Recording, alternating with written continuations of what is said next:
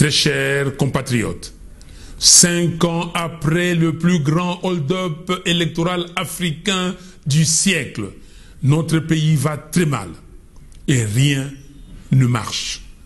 Quand on voit la légèreté avec laquelle les institutions de l'État regardent tous les signaux qui assombrissent le ciel de notre patrie et qui risquent de conduire le pays à un chaos aux conséquences incalculables, comment ne pas faire le constat que le Congo est miné au sommet de l'État par des forces centrifuges qui travaillent à sa balkanisation. Là où les Congolais espèrent un processus qui va sauver la patrie en danger, les ennemis de la République concoctent une logique électorale qui parie fondamentalement sur la tricherie.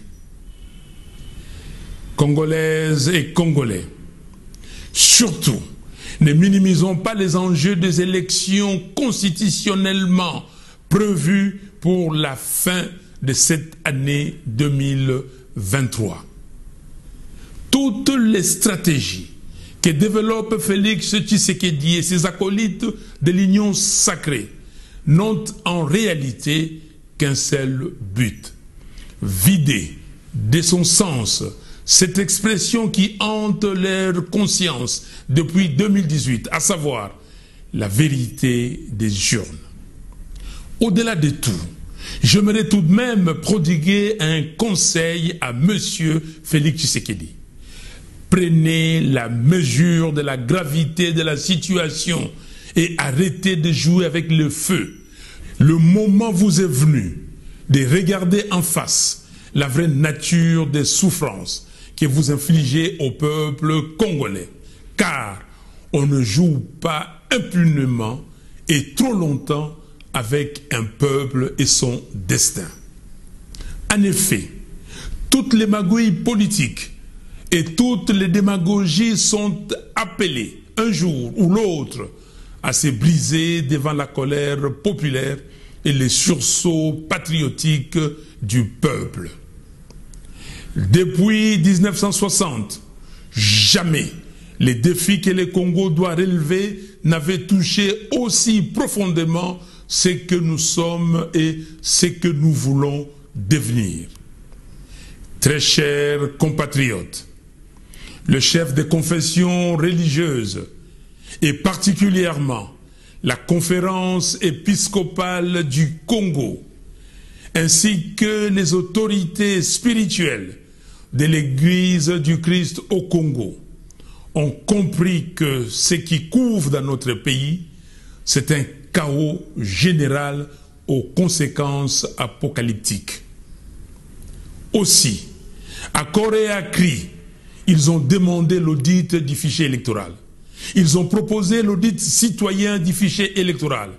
Et ils appellent à l'inclusivité du processus électoral, à la proclamation des résultats bureau par bureau, afin de corriger des erreurs du passé et consolider la jeune démocratie congolaise. Conscient que le peuple congolais place un immense espoir dans ce nouveau cycle électoral et dans le fait que son choix soit cette fois-ci respecté et convaincu que le processus électoral tel qu'il est mené par M. Denis Kadima présage une nouvelle crise post-électorale. Je ne pouvais pas laisser cette noble et patriotique bataille de nos chefs spirituels se diluer dans le flux médiatique sans lui donner plus de relief. Voilà pourquoi je prends la parole aujourd'hui pour féliciter et remercier chaleureusement les églises catholiques et protestantes, sans oublier certains partenaires internationaux du Congo qui ont rejoint cette bataille pour un processus électoral transparent et crédible. Au nom du peuple congolais qui souffre en espérant que les élections apportent au pays la paix, le relèvement social et la prospérité de l'économie nationale. Je salue les combats de l'Église catholique et de l'Église du Christ au Congo pour la recherche de la cohésion sociale comme gage d'un processus électoral sain et extincteur des périls qui menacent la survie de notre pays. Je me permets de leur redire ici, par ces mots, que je veux solennels, et au nom du peuple congolais tout entier, combien nous sommes fiers d'eux, fiers des valeurs d'intégrité, de vérité, d'amour du prochain et d'exhortation à l'unité nationale et au sursaut patriotique